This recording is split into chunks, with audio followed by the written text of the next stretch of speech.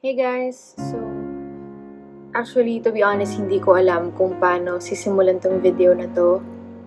Ang intention ko lang sa video na to is magkaroon ng tribute si Alpha, our dog who just passed away. Hindi ko i-monetize tong video na to dahil nga gusto ko lang talaga magkaroon ng memory dito si Alpha sa aking YouTube channel kasi I feel like hindi enough yung pag-share ko sa kanya dito sa aking channel. Konti lang ng mga vlogs na napapakita ko sa inyo si Alpha, pero iba yung impact niya sa aming life. Actually, bago ko i-film tong video na to, okay naman ako. Hindi ko alam kung bakit biglang nag-hit ulit sa akin. Siguro kasi dito sa bahay, hindi na namin masyadong pinag-uusapan dahil alam namin mahihirapan kami lahat ng sobra. Pero ngayon na, talking to you guys, parang bumabalik yung bigat.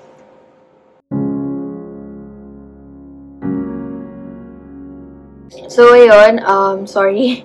August, nung napansin namin dito sa bahay na parang may something wrong kay Alpha. So, pina-check up siya nung August at nalaman nga namin sa x-ray na merong tumor na nakadikit sa aorta ni Alpha na nasakop na yung right kidney niya. So, na-diagnose siya with fibroliposarcoma. So, dun pa lang, sinabi na kailangan i-confine si Alpha. Ngayon, binigyan kami ng choice. Tinanong nila if gagalawin daw ba yung nakadikit nga dun sa aorta ni Alpha. Pero yung risk nga is pwede siyang mamatay dun sa operating room. So, hindi kami pumayag dahil bago pa pumunta dun si Alpha sa operating room, si Alpha pa din siya very masigla, very jolly. As in, parang wala talaga siyang iniinda. Sabi nga nila magaling talaga mag-hide ng pain ng mga dogs. Pero ayun, hindi kami pumayag. Tinanong din kung gustong isedate na si Alpha. Yun yung ini-inject sa kanila para sila ay mamayapa na peacefully. So, hindi rin kami pumayag dahil feel nga namin na kaya pa ni Alpha. Ngayon, ang binigyan nila na choice is antayin na lang daw humina si Alpha. So, nung time na sinabi sa amin yun na yung time na naisip namin na kailangan namin unti-unting i-accept na kahit gaano kasigla si Alpha, dadating yung time na manghihina na siya at ayun, hindi na namin siya makakasama. So, ayun, after nun, nanghihi kami ng second opinion. Then, ang sinabi nga sa amin is ang cure kay Alpha is chemo, pero ang itatagal niya lang daw is 6 months. Mawawala din sa amin si Alpha. So, ayun, ngayong November. Ngayon, itong kwento na to, ewan ko kung naniniwala kayo sa mga ganito-ganito, pero parang sobrang sakto lang kasi. Kasi diba, mas matagal na ako nakastay kay Laverne dahil nga dito sa QC naglilipat na kami. Mas okay na yung baby, dun muna kay Laverne habang naglilipat dito sa bahay dahil puro alikabok na, puro boxes.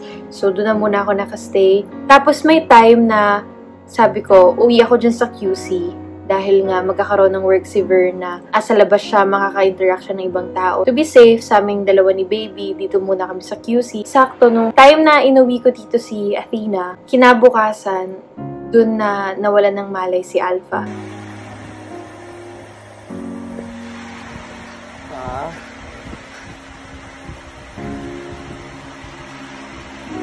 Alpha.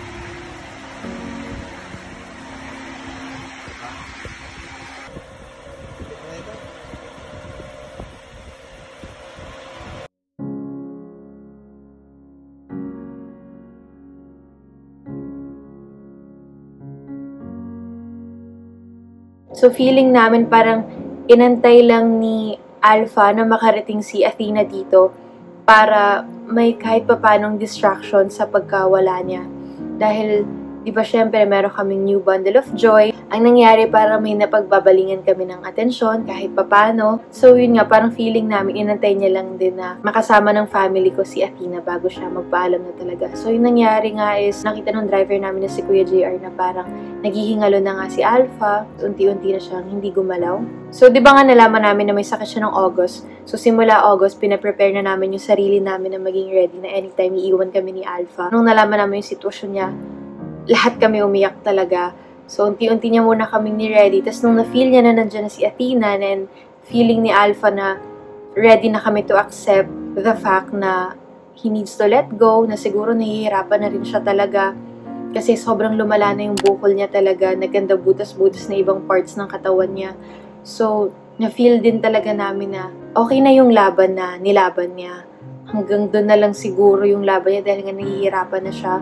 Tapos ayun, nag-decide kami na ipa-cremate si Alpha para madala pa rin namin siya sa new house namin. Nakakasad lang kasi yung new house talaga namin, naglaan talaga kami ng space dun para sa mga aso. Pero everything happens for a reason. At sobrang thankful ako din kay God na niready niya kami. Kung biglaang mawawala si Alpha, siguro hindi ako makakapagsalita ng ganito sa video. Actually, sobrang kulang na kulang pa. Ang dami kong gustong sabihin. Magandang memories na naiwan sa amin ni Alpha. Kasi si Alpha, joker talaga yan. Sa lahat ng dogs namin, siya talaga yung joker.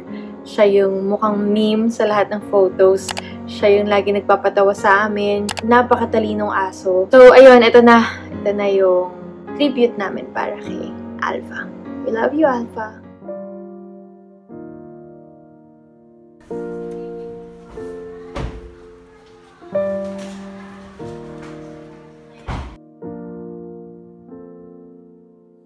Young blood thinks there's always tomorrow.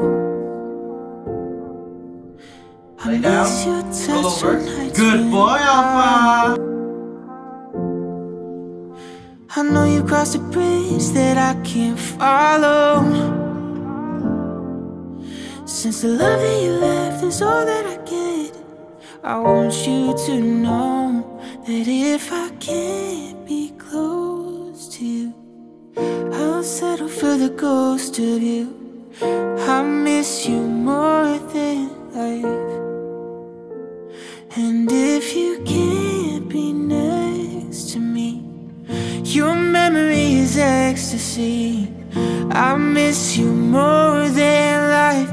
I miss you more than life. I miss you. And if I can't be close to you, I'll settle for the ghost of you. I miss you more than life. And if you can't